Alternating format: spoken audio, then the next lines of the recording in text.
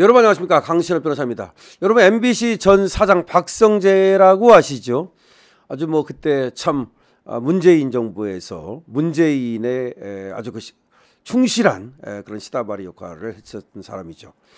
그런데 이 박성재가 그 당시에도 말이죠, 집회에 나가서 이 보수 우파 국민들을 향해서 뭐 맛이 간 사람이다 이런 식으로 발언했던 적이 있어요.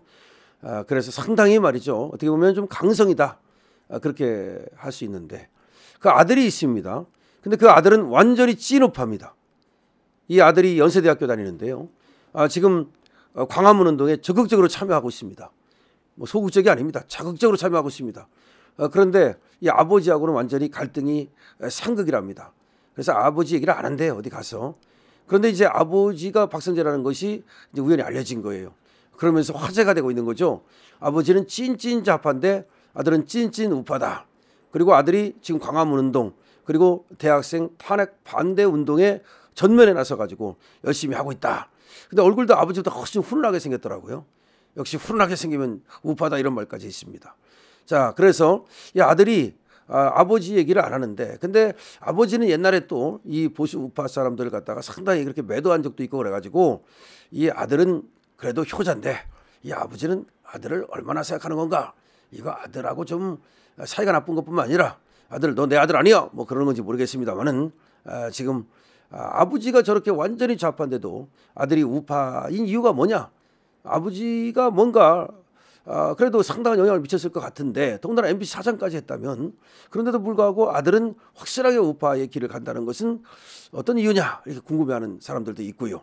아버지가 하는 걸 보고서 저건 아닌데 라고 생각했을 가능성도 있고요. 아니면 요새 2030 세대들은 말이죠, 4050하고는 달라요. 4050은 무비판적으로 그 이해찬 세대 그 주입식 그런 어떤 주사파식 그런 공부, 다시 말하면 박정희 뿌리났네, 뭐 이승만이는 뭐 엄청나게 돈을 해먹고 뭐 하와이로 쫓겨났네, 뭐 이런 얘기들을 무비판적으로 수용한 데 비해서 지금 2030 애들은 그걸 안 믿어요. 안 믿어. 웃기는 소리 하지 말아라. 우리가 진짜 다 알아보겠다. 검색을 자기가 해봐요.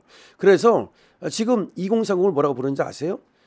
검색하는 세대, 검색 세대라고 불러요. 자기가 다 확인해 본다 이거야. 4050은 그냥 그렇다면 야 박정희 나쁜 사람이야 그러면 그걸 믿은 거야 그냥. 그런데 지금 2030은 아니야, 내가 확인해 볼게. 내가 박정희가 어떤 분인지 확인해 볼게. 내가 확인해 보니까 박정희 같은 사람 영웅이네. 내가 이승만 어떤 분인지 확인해 볼게. 독립운동 어떻게 했는지 내가 알아볼게. 나라를 어떻게 세웠는지 알아볼게. 그다음에 부정선거 진짜 이승만 대통령한테 책임 있는지 알아볼게. 내가 알아보니까 아니네, 영웅이네 이 사람. 물론 뭐 부정선거는 일부 책임이 있다 하더라도 그거는 이기붕이를 감독 못한 책임이지 뭐 직접 이 사람이 부정선거 한 것도 아니네. 그리고 부정선거 안에서도 이 사람 무조건 대통령 되는 거였는데 그 부통령 선거 때문에 문제가 된 거네. 그때 부정선거가 이승만 대통령 되려고 한 게 아니에요. 이승만은 무조건 대통령이 되는 거였어요. 하나마나 그 민주당 후보가 죽는 바람에.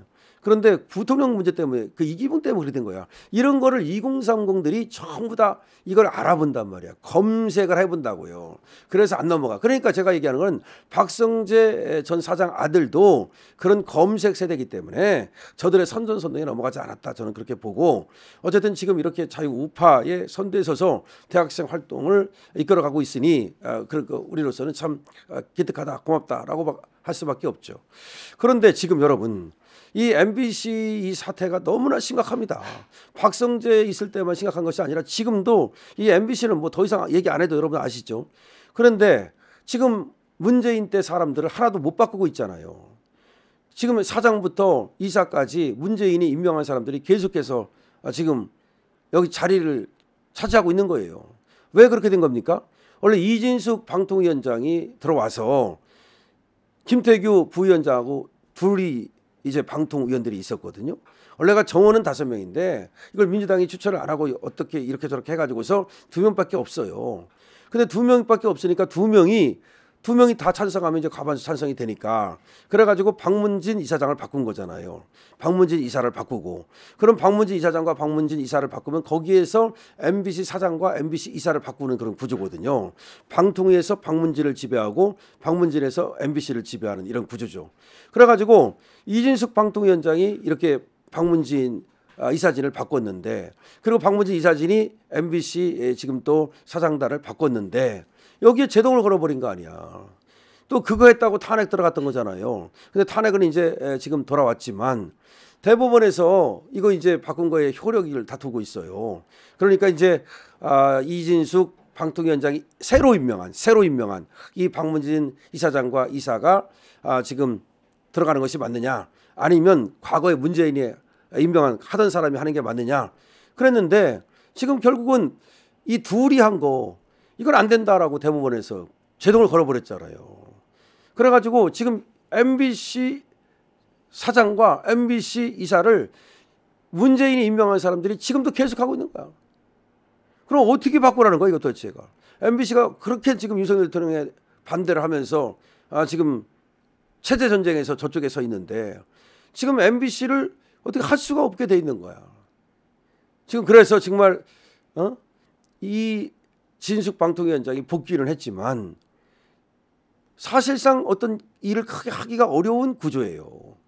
지금 원래가 5명이 채워가지고 이제 여기서 과반수로 의결을 해서 어떤 걸 해야 되는데 2명이 하면 안 된다는 거 아니야. 이게 과반수가 안 된다는 거야. 그러니까 어디 있어? 2명이 해서 2명이 다 찬성하면 그게 과반수지. 그러니까 대법도 이상하고, 참으로 그렇게 되면은 이제 방통위는 마비되는 거예요. 방통위 마비 사태를 끝내기가 참 어렵게 됐다는 것이고요. 이진숙 방통위원장이 어떤 역할을 하기가 어렵게 됐다는 것이고요.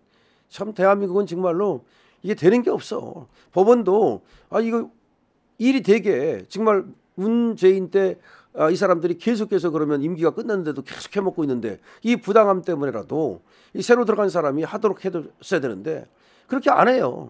그러니까 문재인 때 이 사람들이 계속 해먹는 거야. 임기를 계속 해먹는 거야. 그럼 윤석열 대통령 끝날 때까지 계속 해먹는 거야? 이게 뭡니까 도대체가. 지금 그런 일이 벌어지고 있는데, 자, 이런 것들을 지금 우리가 제대로 좀 하기 위해서라도 인터넷이 빨리 복귀를 해야 돼요. 인터넷이 빨리 복귀를 하면 그 방법밖에 없어. 그런 다음에 이 방통위도 우리가 이제 할 수 있는 선에서 또 이제 개혁을 하면 가능해요. 방법을 찾아볼 수 있을 겁니다. 그리고 또 MBC 문제도 다시 저렇게 그대로 둘 수는 없어요.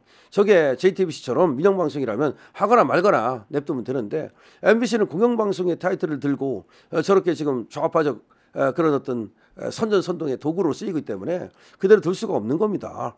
자, 그래서 지금 MBC 사태를 우리가 빨리 해결을 해야 된다. 그리고 방통위 이거 지금 정상화해야 된다. 근데 정상화가 안 되고 있다. 근데 방통위가 마비되는 것은 저 이재명이가 바라고 민주당이 바라는 거죠. 저 사람들은 방통위가 그냥 마비됐으면 좋겠어. 그러려고 타락했던 거 아닙니까?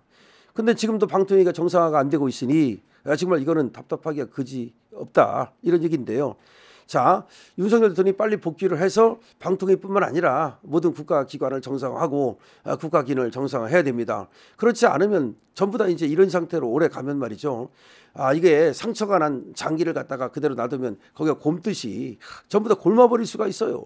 그게 걱정입니다. 전부 다 곪아버리면 나중에 그 새살이 도달하는데 얼마나 어렵습니까? 그러니까 뭐 시간도 오래 걸리고 거의 그것이 불가능할 수도 있어요. 지금 이 방송 이거 참 정상화시키는 거 이것이 시급하다는 말씀을 드리고, 그 앞장에 우리 박성재 아들이 그런 역할을 좀 해줬으면 좋겠어. 어차피 아버지도 MBC 했는데 아버지가 MBC 하면서 끼친 폐악이 굉장히 크니까 그 끼친 폐악이 굉장히 크니까 우리 박성재 아들이 정말로 그런 어떤 지금 자유 우파 활동을 하면서도 특히 방송 쪽에 이 방송 정상화라든지 MBC의 어떤 폐악질을 갖다가 좀 이렇게 그 막는 그런 역할을 해주면 더 빛이 나지 않을까. 그러니까 아버지가 망친 MBC 아들이 정상화한다. 그런 어떤 슬로건을 갖고 가면 또 눈에 띄고 그리고 의미가 있지 않을까라는 생각도 해봅니다. 강신업 TV입니다.